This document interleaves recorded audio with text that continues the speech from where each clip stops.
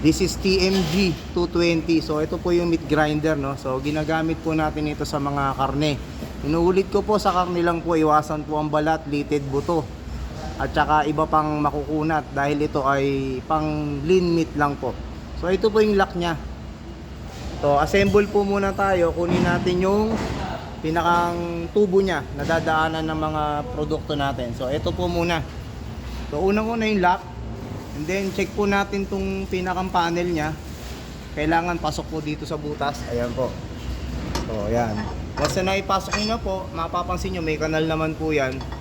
Sakto po yan. Ito naman po yung lock. Pihitin natin. Pag kumagat na, okay na po. Huwag na po nating higpitan ng todo para hindi po ma-lost thread. Enough na po na kumapit po siya. So next po natin, ito naman po. Ito yung magtutulak ng karne. So ito po lagi dapat na check. So yung plastic bushing natin, no? So engineering plastic po siya. So ang pagpasok po niyan, may socket po siya na kwadrado. Pagpasok, hanapin po natin yung lock niya. Yun, nag-lock na po siya. Okay, next naman po, pinakamaselan na part, ito, itong blade po natin. Meron po siyang tamang pagkakakabit. Ito po yung pinakang flat side. So ito po yung outer, ito yung inner. Huwag nyo po ikakabit ng paganyan, masisira po yan. Ito pong may talas ang nasa labas, ganyan po ang pagkakakabit. Okay, ganyan po. Pakitandaan lang po, ito po yung tamang pagkakakabit. Ayan, malinis, malinaw po.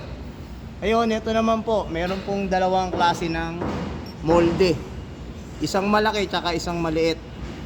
So ito po muna maliit kabit natin. So ganun din po, meron din po siyang kanal.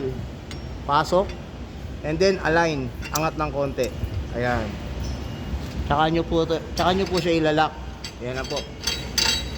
Alalayan nyo po para nakasentro. Ayan. So ito na po yung natirang accessories nya. Ayan. Saan po ba ito ginagamit? So pang sausage po ito. Paano po siya ikabit? Ganito lang po. Tanggalin po natin itong lock nya. Huwag nyo pong bibitawan. Lagyan nyo po dito. Tapos lock po. Ayan na po yung pang sausage. Dito na po iabang yung skin. So ganun lang po siya. So kabit po natin. Try po natin i-testing.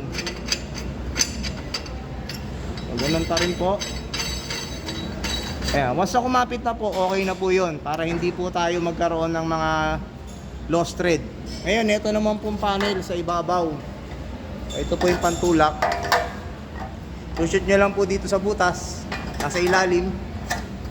Yan, nakalay na po. So ready na po siya for testing. So power supply 220 volts na 3 prong, may ground.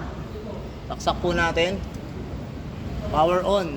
Ito pong number 1 o yung kulay green. Ayan, napaka-smooth po ng tunog. Pag off, ito pong 0. So ganun lang po kasimple.